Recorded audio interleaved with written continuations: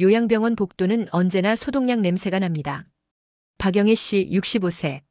그녀는 일주일에 한 번 이 복도를 걷습니다.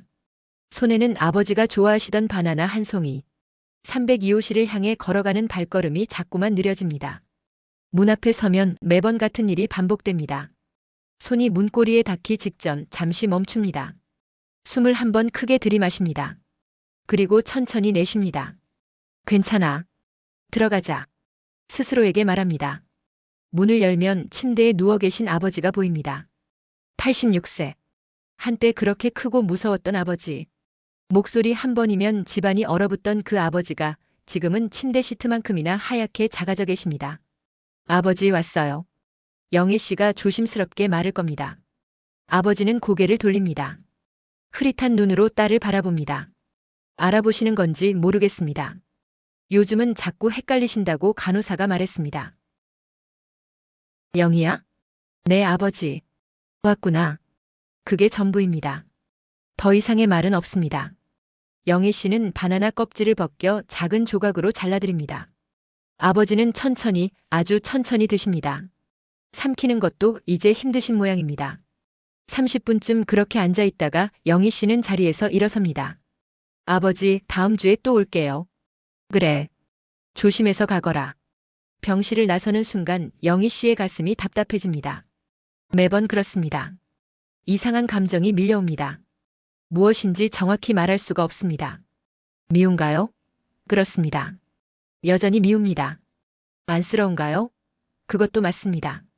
저렇게 작아지신 모습이 안쓰럽습니다. 그런데 이 두 감정이 동시에 찾아오면 영희 씨는 혼란스러워집니다. 나는 왜 이런 걸까?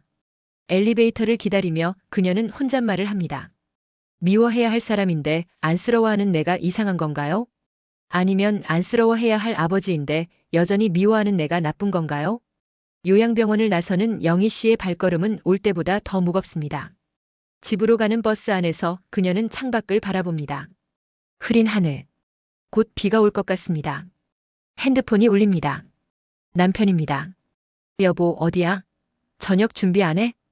응, 지금 가는 중이야. 빨리 와. 배고프잖아. 전화를 끊고 영희 씨는 한숨을 쉽니다.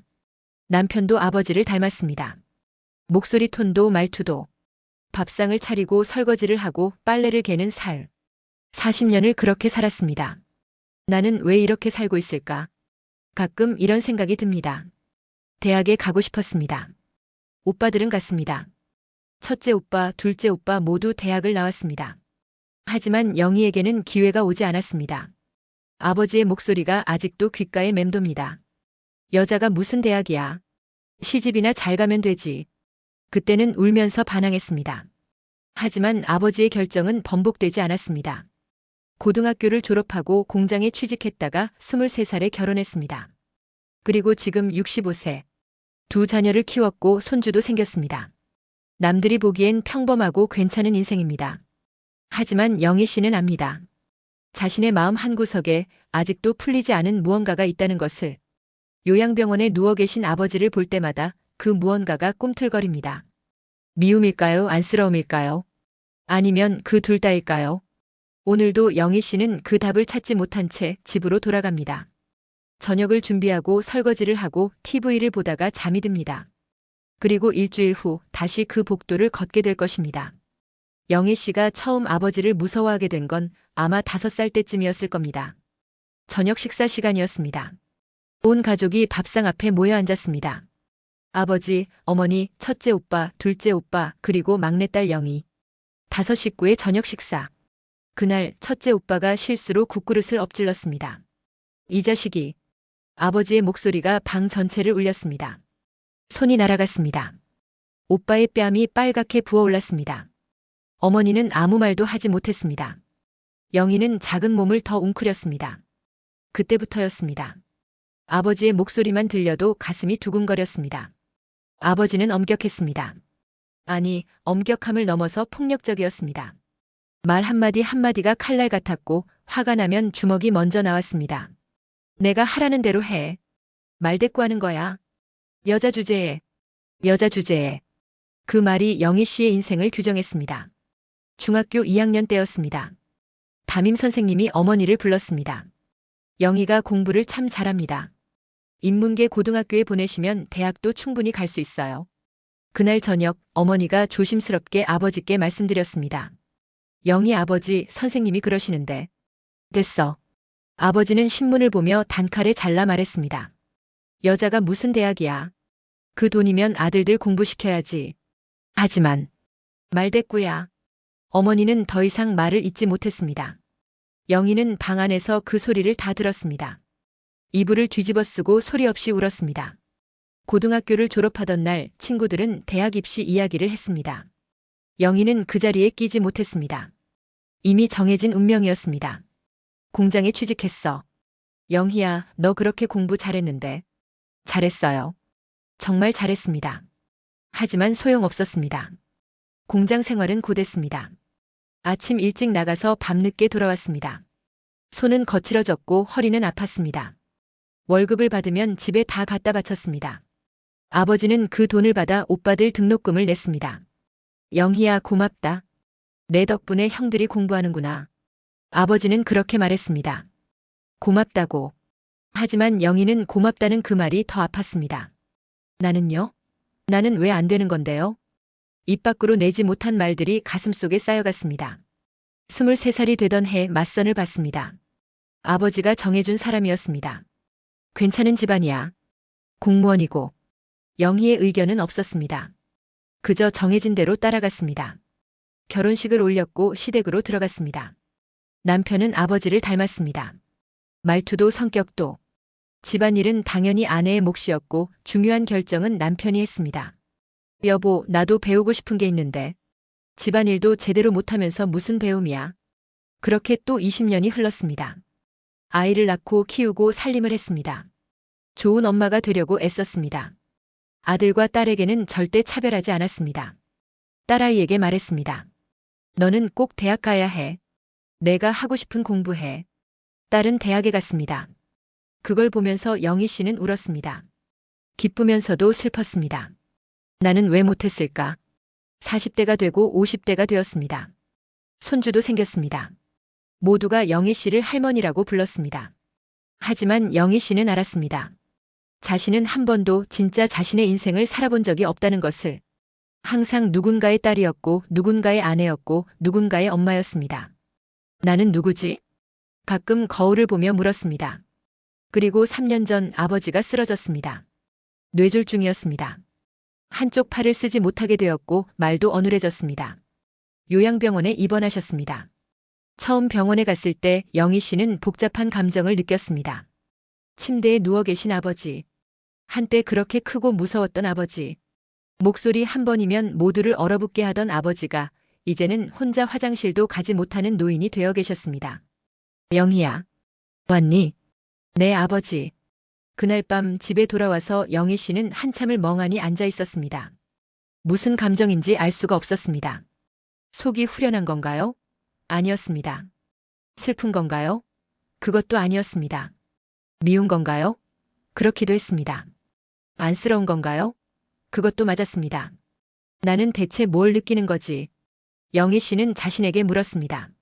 40년 넘게 쌓여온 원망. 여자라서 포기해야 했던 모든 것들. 한 번도 인정받지 못한 자신의 꿈들. 그 모든 게 아버지 때문이었습니다.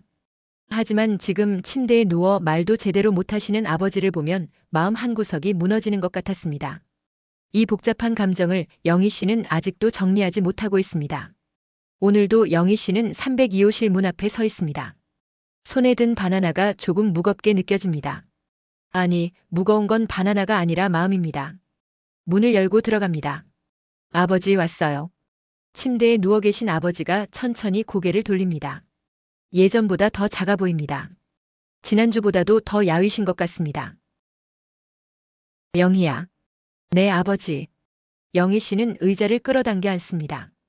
바나나를 까서 작게 잘라드립니다. 아버지는 천천히, 아주 천천히 드십니다. 삼키는 것도 힘드신지 몇 번이고 목을 움직이십니다. 물 좀. 영희 씨가 물컵을 들어 빨대를 입에 대드립니다. 아버지는 조금 마십니다. 물 한 모금 마시는 것도 이렇게 힘드신 겁니다. 그 모습을 보면서 영희 씨의 가슴이 이상하게 저려옵니다. 참 약해지셨네. 한때 그 큰 손으로 밥상을 치던 분. 목소리 한 번에 온 집안을 떨게 하던 분. 지금은 물 한 모금도 혼자 마시지 못합니다. 그런데 이상합니다. 안쓰러운 마음이 들면서도 동시에 차갑고 단단한 무언가가 가슴 한구석에 버티고 있습니다. 미안하지만 저는 아직도 아버지가 밉습니다. 마음속으로 중얼거립니다. 그러고 나서 죄책감이 밀려옵니다. 이렇게 약해지신 분을 미워하다니. 내가 나쁜 사람인가? 영희야. 오빠들은 왜 안 와?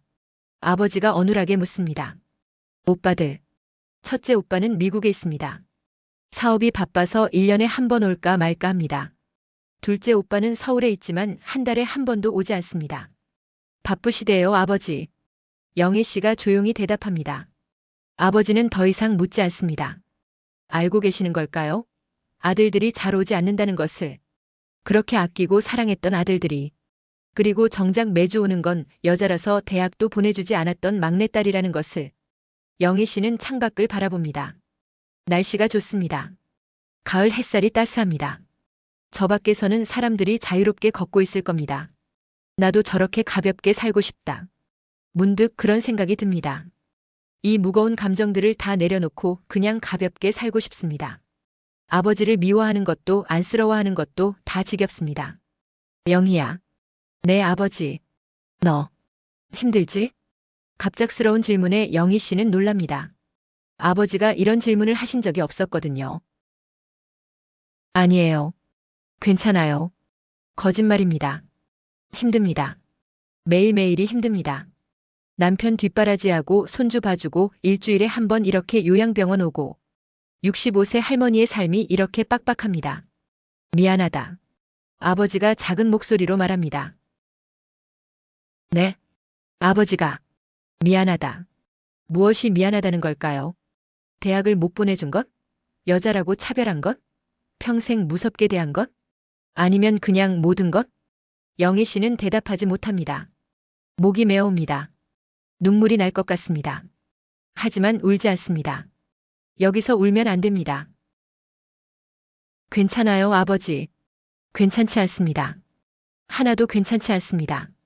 하지만 영희 씨는 그렇게 말합니다. 평생 그래왔던 것처럼. 아버지는 더 이상 말하지 않습니다. 눈을 감으십니다. 금방 잠드신 것 같습니다. 요즘은 깨어있는 시간보다 주무시는 시간이 더 깁니다. 영희 씨는 조용히 앉아서 아버지의 얼굴을 바라봅니다. 주름이 깊게 패인 얼굴. 한때 그렇게 무서웠던 얼굴이 지금은 그저 한 명의 늙은 노인일 뿐입니다. 미워해도 되는 걸까요? 이렇게 약해진 아버지를 아직도 미워해도 되는 걸까요? 그런데 동시에 또 다른 질문이 떠오릅니다. 안쓰러워해야 하는 걸까요? 미안하다는 한마디면 40년의 원망이 사라지는 걸까요? 답이 없습니다. 영희 씨는 그저 앉아서 주무시는 아버지를 바라볼 뿐입니다. 30분쯤 지났을까요? 아버지가 눈을 뜨십니다. 영희야, 아직 있었니?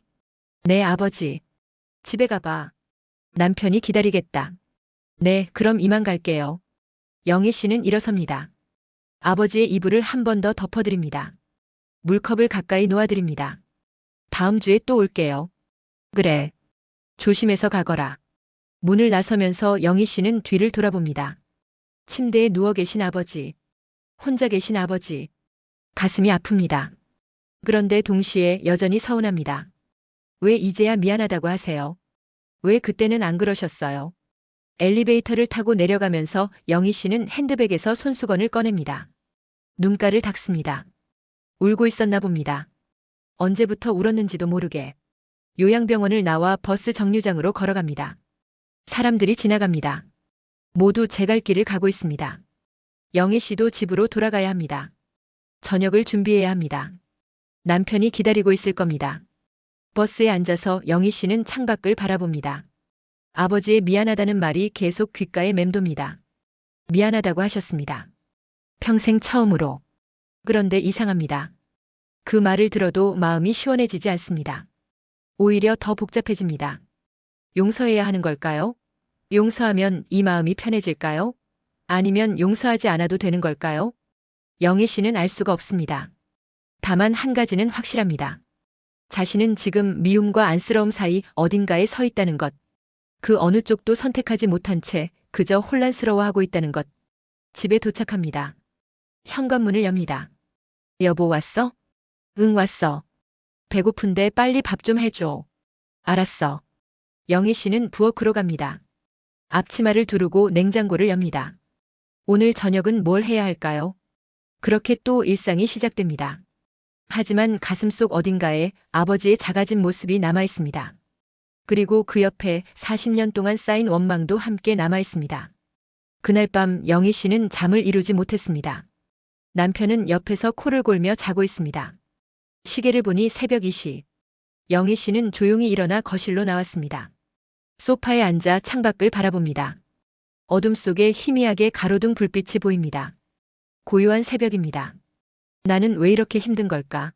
아버지를 미워하는 것도 지겹고 안쓰러워하는 것도 지겹습니다. 이 복잡한 감정들이 영희 씨를 계속 괴롭힙니다. 내가 이상한 건가? 다른 사람들은 어떨까요? 친구들은 이럴 때 뭐라고 할까요? 그래도 아버지잖아. 이제 다 용서해. 그렇게 말할까요? 아니면 당연히 미워할 만하지. 그렇게 살아오셨는데. 그렇게 말해줄까요? 하지만 영희 씨는 알고 있습니다. 누가 뭐라고 해도 이 마음은 정리되지 않는다는 것을. 문득 며칠 전 딸아이와 나눈 대화가 떠오릅니다. 엄마 외할아버지 어떠세요? 많이 약해지셨어. 엄마 힘들지? 매주 병원 가는 거. 괜찮아. 엄마는 항상 괜찮다고만 하시네. 진짜 괜찮은 거 맞아? 딸아이가 조심스럽게 물었습니다. 영희 씨는 대답하지 못했습니다. 뭐라고 말해야 할까요? 외할아버지가 미웠다고. 하지만 지금은 안쓰럽기도 하다고. 그런데 그게 또 죄책감이 든다고. 엄마도 잘 모르겠어. 결국 그렇게 대답했습니다. 딸아이는 잠시 조용히 있다가 말했습니다. 엄마, 그런 감정 느껴도 괜찮은 거 아닐까? 미워해도 되고 안쓰러워해도 되고. 그래도 되는 걸까? 당연하지. 엄마가 느끼는 감정인데. 누가 뭐래? 딸아이의 말이 계속 머릿속을 맴돕니다. 내가 느끼는 감정인데. 그렇습니다.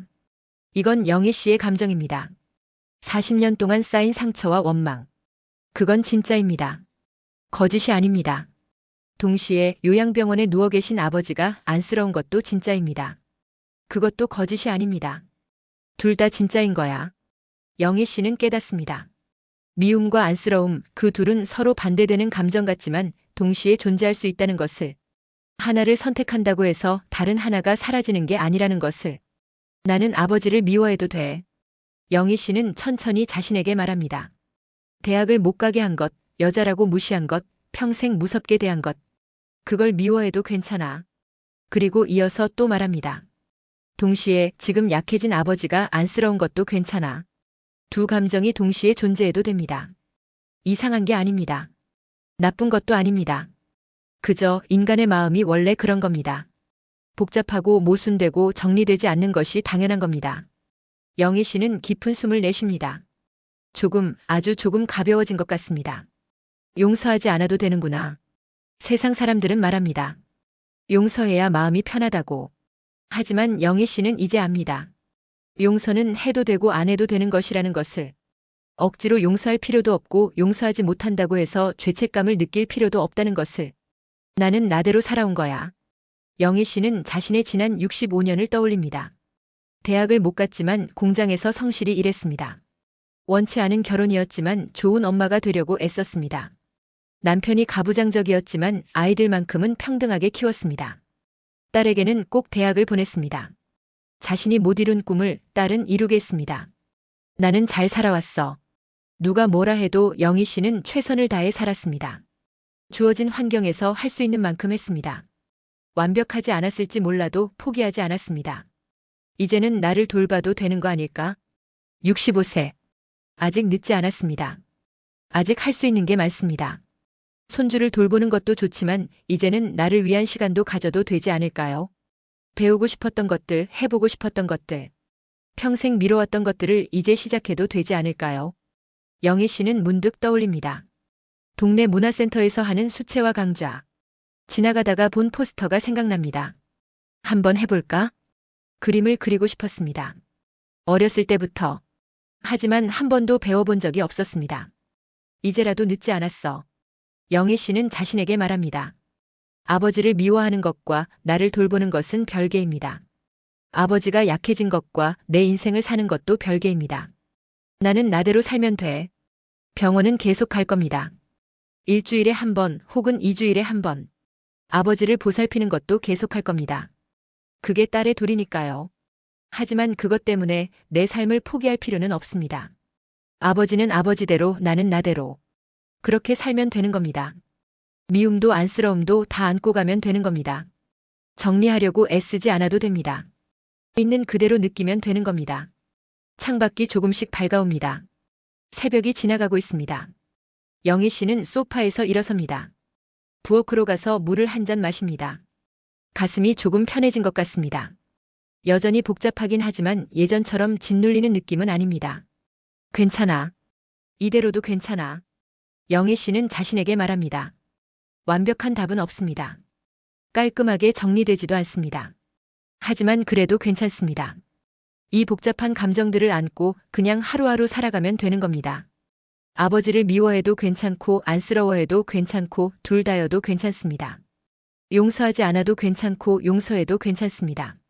중요한 건 나를 위한 삶도 이제 시작해야 한다는 것. 65세, 아직 늦지 않았습니다. 오히려 지금이 진짜 내 인생을 시작할 때인지도 모릅니다. 영희 씨는 조용히 미소 짓습니다. 오랜만에 느껴보는 편안한 미소입니다. 오부 치유의 메시지 830-1000. 그로부터 한 달이 지났습니다. 겨울이 지나고 봄이 왔습니다. 영희 씨는 여전히 일주일에 한 번 요양병원에 갑니다. 302호실. 아버지의 방. 문을 열면 침대에 누워 계신 아버지가 보입니다. 예전보다 더 작아지셨습니다. 말씀도 거의 하지 않으십니다. 아버지 왔어요. 영희 씨가 조용히 인사합니다. 아버지는 눈만 천천히 깜빡입니다. 알아보시는지 잘 모르겠습니다. 영희 씨는 아버지 곁에 앉습니다. 손을 잡아드립니다. 차갑고 마른 손. 한때 그 손이 무섭기만 했습니다. 하지만 지금은 그저 한 사람의 늙은 손일 뿐입니다. 아버지, 오늘 날씨가 참 좋아요. 벚꽃이 피었어요. 대답은 없습니다. 하지만 영희 씨는 계속 말합니다. 저 요즘 그림 많이 그려요. 수채화반 선생님이 실력이 많이 늘었다고 하시더라고요.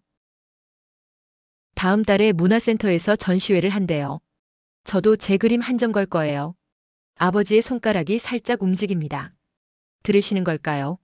오실 수 있으면 보여드리고 싶은데. 아버지는 못 보시겠죠? 영희 씨는 작게 웃습니다. 괜찮아요. 제가 사진 찍어서 보여드릴게요. 30분쯤 그렇게 앉아 있습니다. 아버지 곁에서 조용히. 예전처럼 가슴이 답답하지 않습니다. 미움도 안쓰러움도 이제는 그냥 그대로 느껴집니다. 억지로 정리하려 하지 않습니다. 그냥 있는 그대로 두면 됩니다. 영희야. 내 아버지. 너. 요즘.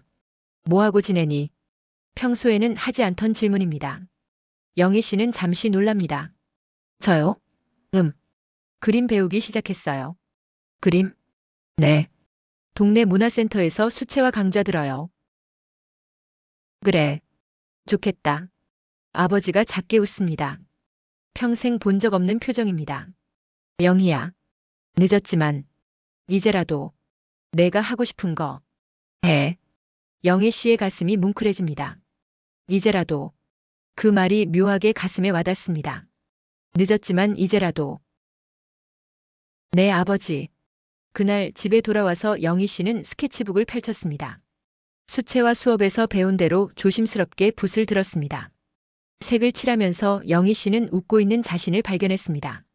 이렇게 즐거운 게 있었다니. 이렇게 집중할 수 있는 순간이 있었다니. 65년을 살면서 처음 느껴보는 감정이었습니다. 나도 뭔가 할 수 있구나. 대학을 못 갔어도 늦게 시작해도 할 수 있는 게 있었습니다. 배울 수 있고 즐길 수 있고 성장할 수 있었습니다. 65세가 끝이 아니었습니다. 오히려 이제부터가 시작일 수도 있었습니다. 며칠 후 딸아이가 집에 놀러 왔습니다. 엄마, 그림 그리신 거예요? 거실 벽에 붙여놓은 수채화를 보며 딸이 물었습니다. 응. 아직 서툴지만.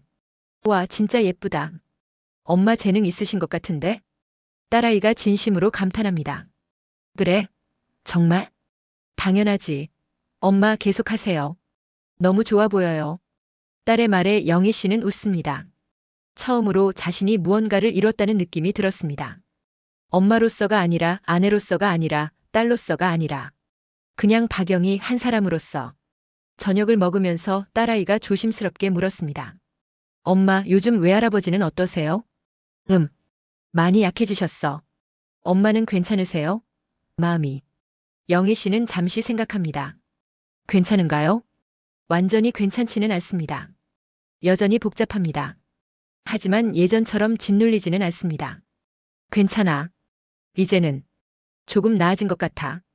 다행이다. 엄마도 이제 엄마 인생 사세요. 그래, 그래야지. 딸아이가 돌아간 후 영희 씨는 다시 스케치북을 펼쳤습니다. 오늘은 뭘 그릴까요? 창밖에 보이는 나무를 그리기로 했습니다. 붓을 들고 천천히 색을 칠합니다. 가을 나무. 잎이 떨어지고 있지만 여전히 아름답습니다. 영희 씨는 문득 깨닫습니다. 자신도 이 나무 같다고. 많은 것을 떨어뜨렸습니다. 꿈도 희망도 젊음도. 하지만 여전히 여기 서 있습니다. 그리고 이제 새로운 계절을 맞이할 준비를 하고 있습니다. 65세. 세상 사람들은 말합니다. 이제 늙었다고. 인생이 거의 끝났다고. 하지만 영희 씨는 압니다. 아직 늦지 않았다는 것을. 할 수 있는 게 많다는 것을. 배울 수 있고 즐길 수 있고 꿈꿀 수 있다는 것을. 과거의 상처는 여전히 있습니다. 아버지에 대한 복잡한 감정도 여전합니다. 하지만 그것들이 더 이상 영희 씨를 가두지는 않습니다. 나는 나대로 살면 돼. 영희 씨는 붓을 놓고 완성된 그림을 바라봅니다. 완벽하지 않습니다. 서툽니다. 삐뚤삐뚤합니다. 하지만 아름답습니다. 왜냐하면 이건 영희 씨가 그린 것이니까요. 65년 만에 처음으로 자신을 위해 한 일이니까요. 영희 씨는 그림을 벽에 붙입니다. 그리고 조용히 미소 짓습니다. 내일은 또 무엇을 배울까요? 다음 주에는 또 어떤 그림을 그릴까요? 요양병원에도 갈 겁니다. 아버지를 볼 겁니다. 여전히 복잡한 감정이 들겠지만 괜찮습니다. 그 감정들을 안고 살아가면 됩니다. 동시에 나를 위한 시간도 가질 겁니다. 배우고 즐기고 성장할 겁니다. 65세. 이제부터가 진짜 시작입니다. 영희 씨의 인생, 박영희의 인생. 늦었지만 이제라도 시작하면 되는 겁니다. 창밖의 나무가 바람에 흔들립니다. 잎이 떨어지지만 나무는 여전히 그곳에 서 있습니다. 내년 봄이 오면 다시 새싹이 돋아날 겁니다. 영희 씨도 그렇습니다. 많은 것을 잃었지만 여전히 여기 있습니다. 그리고 이제 새로운 싹을 틀 준비가 되어 있습니다. 65세, 아직 늦지 않았습니다. 아니, 오히려 지금이 딱 좋은 때인지도 모릅니다. 6부 엔딩 1000-1100. 6개월이 흘렀습니다. 겨울이 지나고 봄이 왔습니다. 영희 씨는 여전히 일주일에 한 번 요양병원에 갑니다. 302호실. 아버지의 방. 문을 열면 침대에 누워 계신 아버지가 보입니다. 예전보다 더 작아지셨습니다. 말씀도 거의 하지 않으십니다. 아버지 왔어요. 영희 씨가 조용히 인사합니다.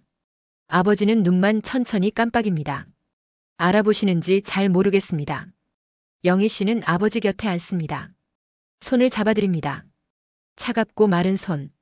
한때 그 손이 무섭기만 했습니다. 하지만 지금은 그저 한 사람의 늙은 손일 뿐입니다. 아버지, 오늘 날씨가 참 좋아요. 벚꽃이 피었어요. 대답은 없습니다.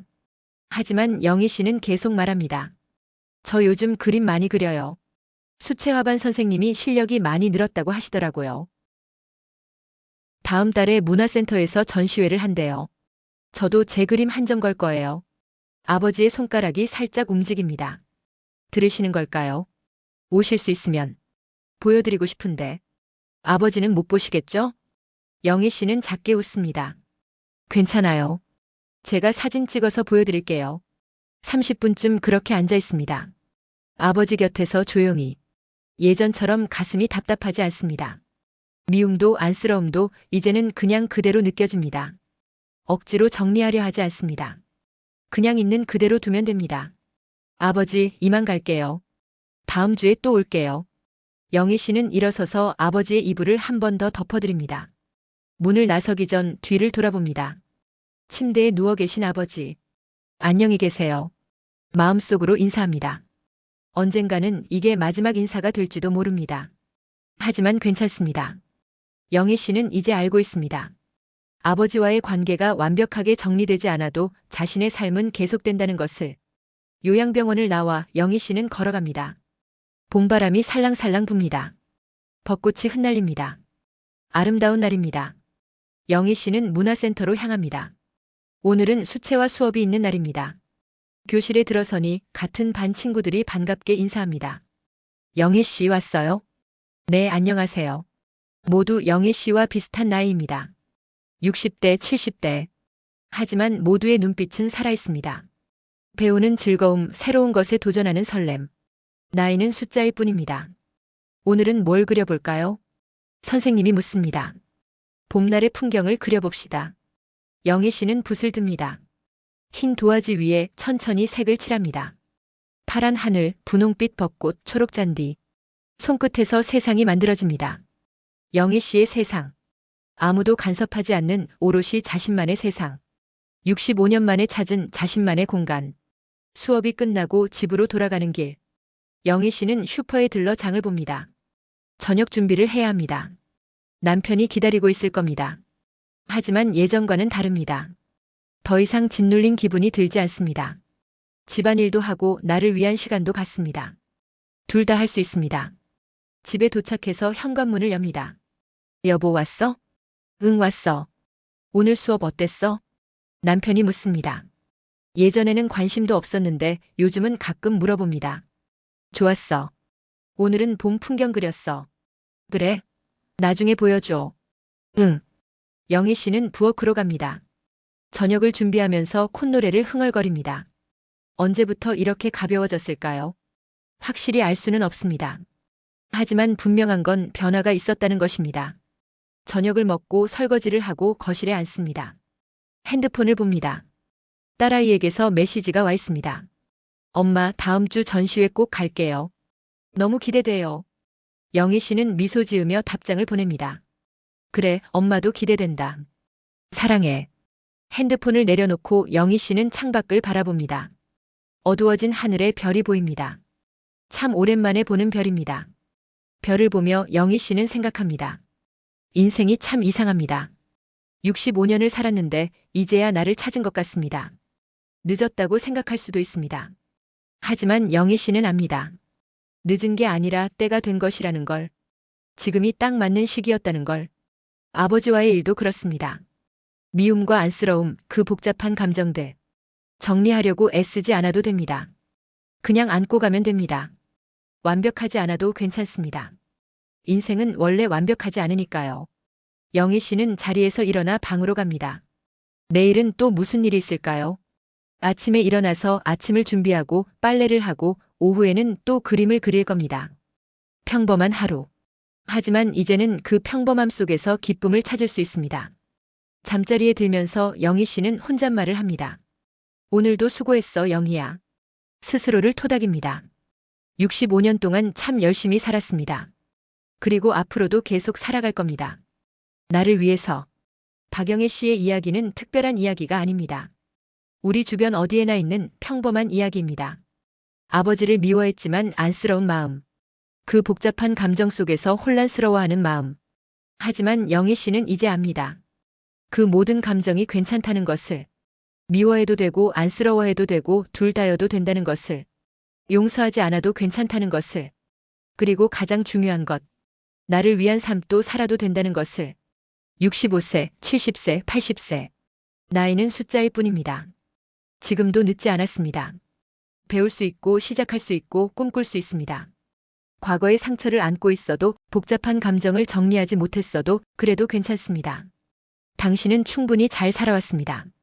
그리고 앞으로도 충분히 잘 살아갈 수 있습니다. 지금 이 순간부터 당신만의 이야기를 시작하세요. 늦지 않았습니다. 아니, 오히려 지금이 딱 좋은 때입니다. 여러분의 이야기는 무엇인가요? 댓글로 나눠주세요. 함께 응원하고 함께 시작해봅시다. 지금부터 우리의 이야기를